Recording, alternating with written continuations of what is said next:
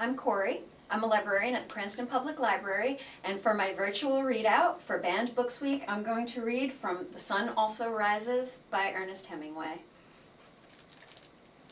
Montoya put his hand on my shoulder. I'll see you there. He smiled again. He always smiled as though bullfighting were a very special secret between the two of us, a rather shocking but really very deep secret that we knew about.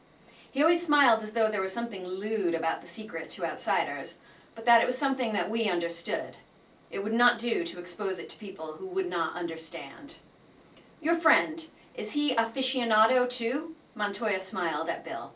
Yes, he came all the way from New York to see the San Fermines. Yes? Montoya politely disbelieved. But he's not aficionado like you.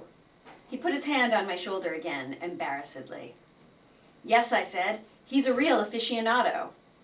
But he's not aficionado like you are. Afición means passion, and aficionado is one who is passionate about the bullfights.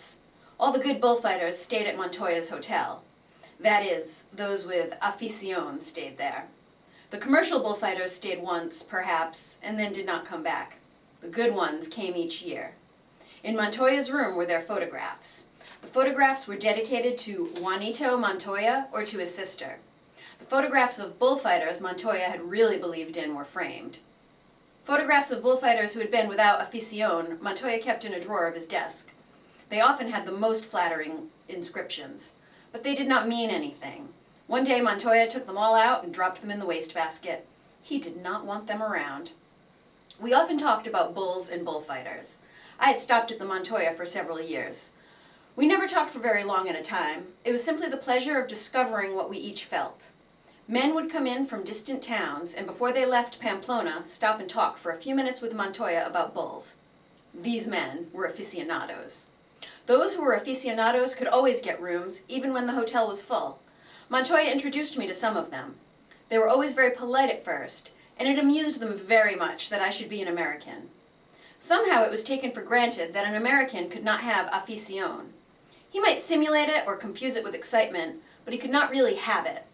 When they saw that I had afición, and there was no password, no set questions that could bring it out, rather it was sort of oral, spiritual examination with the questions always a little on the defensive and never apparent.